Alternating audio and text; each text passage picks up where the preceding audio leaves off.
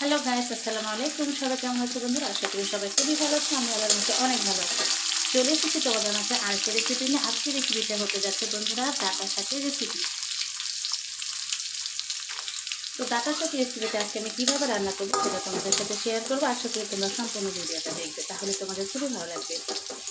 তো প্রথমে আমি ডাঁটা শাকের জন্য বসিয়ে দিয়েছি কড়াইয়ে। এখানে তেল দিয়েছি পরিমাণ মতো, দিয়ে এখানে পেঁয়াজ, কাঁচামরিচ আর রসুন দিয়ে দিয়েছি।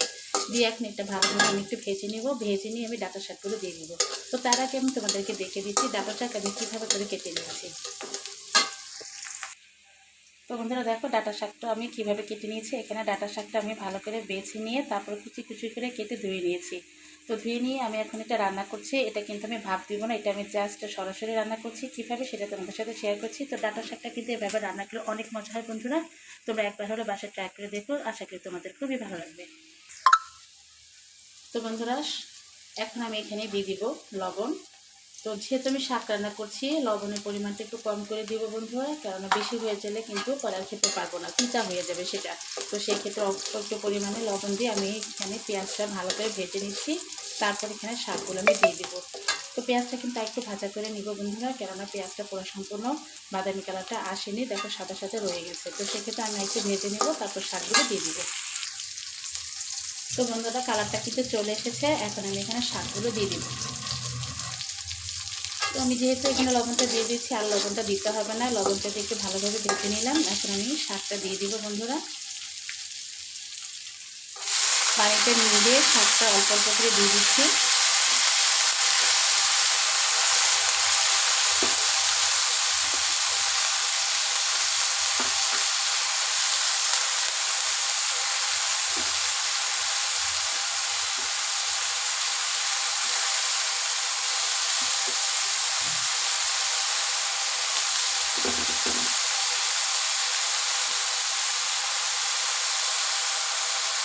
তো সবগুলো শাক আমি ভালোভাবে কেটে নিয়ে দিয়ে দিলাম। এখন আমি এটা নেড়ে চেড়ে নেব বন্ধুরা।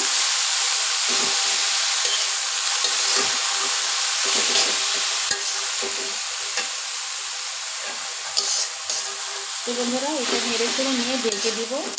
ঢেকে না দিলে বন্ধুরা শাকটা কিন্তু সেদ্ধ হবে না। আর চুলার আঁচটা কিন্তু বেশি বাড়িয়ে দেওয়া যাবে না, মিডিয়াম রাখতে হবে। মিডিয়ামে থেকে একটু কম রেখে এটা ভালোভাবে চাল দিতে হবে। তো প্রথম ক্ষেত্রে মিডিয়ামে রাখতে হবে, কারণ মিডিয়াম না রাখলে ভালোভাবে সেদ্ধটা হবে না।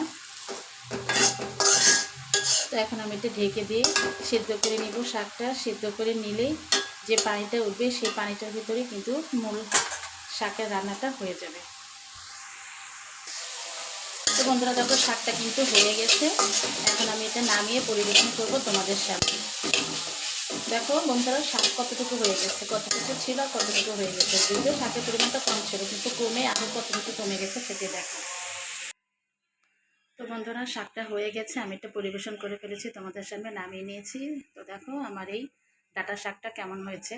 তো ডাঁটা শাক রান্নাটা যদি বন্ধুরা এভাবে করতে থাকো, যদি করে থাকো, তাহলে দেখবো অনেক মজা হয়। তো এইভাবে একবার হলে তোমরা বাসায় সবাই ট্রাই করে দেখবে। এই শাকটা কিন্তু খেতে অনেক মজা লাগে যদি এভাবে রান্না করো। তো বন্ধুরা কেমন হয়েছে অবশ্যই কমেন্ট বক্সে লিখে জানাবে। যদি ভালো লাগে অবশ্যই কিন্তু একটা লাইক দিয়ে দেবে। আর অবশ্যই আমার চ্যানেলটিকে সাবস্ক্রাইব করে পাশে থাকবে। আমার নতুন চ্যানেলে তোমাদের আমন্ত্রণ। বন্ধুরা আজ অনেকদিন যাবত আমি ভিডিও আপলোড করিনি, কিন্তু আজ আমি আবার আপলোড করলাম। আশা করি তোমরা আমার কমেন্ট বক্সে নতুন করে আবার ফিরে আসবে।